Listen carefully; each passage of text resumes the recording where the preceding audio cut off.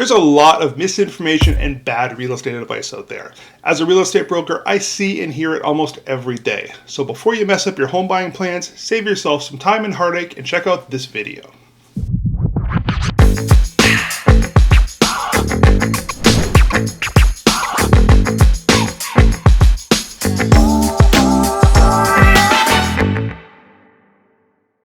Everybody has an opinion on real estate. Whether they've bought and sold one home or 10, they're convinced they know how to play the system. The problem is that much of the advice on the internet or coming from your parents is it's plain wrong. First of all, this market we're in is like nothing that anyone has ever experienced before. Second, real estate is very local, so however you do it up north, and I'm looking at you, New Yorkers and Canadians, it's going to be different down here. Some of the information people tell me is so far off base, it could ruin your chances of buying a home. I've been licensed to sell real estate since 2012, and in that decade, I've been fired by clients one time, and I am so glad that happened, because whatever I suggested, these people did the opposite. They like to constantly remind me that they've bought 10 homes since they've been married, so they knew what they were doing. And even though they had a fair amount of experience buying homes in, I'm not going to say where, let's just say it up north, they refused to take my advice, and offers that they submitted were just terrible. And after submitting all these terrible offers, they were rejected because they were terrible offers. This was somehow my fault. I have no idea why, because I make suggestions, but you make the decisions. But anyway, my rant's over. Anyway, number one, trying to time the market. This is next to impossible. Everybody wants to buy low and sell high. The problem is that none of us have a crystal ball, nor can we predict the future. I spend a ton of time analyzing the market, looking at trends, and keeping up on the news, economics, and predictions. But these are educated guesses, and that's all it is. Real estate's a long game. If you plan on keeping your home for at least 3 to 5 years and you take care of it, the odds are heavily in your favor that you're going to make a profit when you sell. For most people, picking the ideal time to sell isn't really an option anyway. They need to move or sell their home for a specific reason, so whether the market is up or down, that doesn't mean anything when you need to sell right away.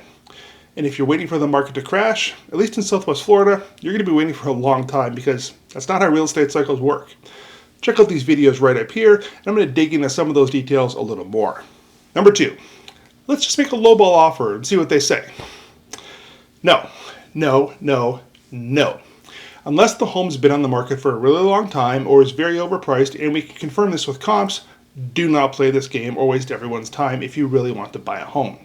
The current market is far too aggressive to play games like that, and you won't even get a counteroffer. Out of all the transactions I've been involved in over the past couple of years, whether representing buyers or sellers, the fewest number of offers we've had to contend with is 5. Many homes receive more than 10 offers each. So if you come in with a silly offer, you're not even going to get a counteroffer, as they're just going to look at other serious offers that have been received. So if you're serious about buying a house, you need to make a serious offer. Furthermore, your offer really needs to be as strong as you're really comfortable with. Now don't get me wrong, $5,000 or $10,000 is a lot of money. But in the big picture, if you lose a home that you really like over $5,000, you're going to be upset. So please be true to yourself when you're setting a budget and making an offer. Number 3. Make sure you have the best proof of funds before you begin your home search. What do I mean by best? Well, if you're getting a loan, most real estate agents absolutely despise working with online lenders and big national banks, and for good reason. With these lenders, you're just a file on a desk in Detroit or Charlotte or anywhere else that's hundreds of miles away. If there's a problem, we want a local lender that 1, answers their phone and returns calls, and 2, if they don't return calls, I can drive to their office and get an answer. Almost all experienced realtors have horror stories about working with these companies that cause problems and were responsible for transactions getting canceled. If you don't know a local lender, I'm always glad to recommend folks to you that I trust will get the job done. Having a local lender can be a deciding factor when there's similar competing offers. Remember, there's a lot more to an offer than just the price. You can offer $1 million over asking, but if we don't think the lender's going to get the job done, that offer means nothing. Similarly, if you're paying cash for your home, we need to see that you have the cash available, so something like a bank statement, a letter from your banker stating you have the funds, or even a screenshot that has the amount and your name on it are acceptable. Any sensitive information, such as account numbers, can be blocked out, so don't worry about that. Unless you can prove to the seller that you have the means to purchase the home, they're not going to pull their home off the market for you. Number 4, so you don't have a realtor? Well, ask your friends, look online and read reviews. Or search YouTube and find someone who seems to know what he's talking about. What you don't want to do is just call the listing agent of the home, because that agent's job is to sell the home for the owners. They work for the seller. They're looking out for the seller. Imagine if the Cowboys and the Patriots are playing in the Super Bowl, but Bill Belichick, who's the Patriots head coach, is also the referee for the game. Would you bet money on the Cowboys to win? So why would you spend hundreds of thousands of dollars on a home when there's a similar conflict of interest? You really need an agent who is invested in you and your best interest, not invested in the seller. Your agent should be pulling all the strings to get you into properties quickly, maybe even before they come on the market. And if you want an agent like that who's going to hustle for you, you need to commit to them as well. And number 5, you're about to spend hundreds of thousands of dollars, maybe more, on a home, and I want you to be sure that it's the right decision and not be rushed.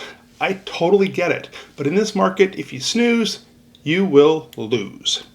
And when you start to second guess things, someone else is just going to swoop in and snatch up your dream home. These days, I'm encouraging people to do all of their research on the different areas and communities around Fort Myers and decide what areas you like. That way, when a home is on the market, you already know what you like and which communities to focus on, so it's one less thing to worry about, and you can just focus on the home for sale to make a quick decision. All decision makers need to be aligned before you start making offers, otherwise it's just a lost cause. Now, I want you to tell me a thing or two. What advice have you received? Or what real estate advice do you like to give other people? Let me know just down in the comments. And of course, if you'd like to discuss some options and a strategy for yourself, please be sure to reach out to me directly. For my take on what's driving this crazy market, when things might slow down, and to hear some hate mail I received, check out this video right over here. Thank you so much for watching. I'll see you in my next video.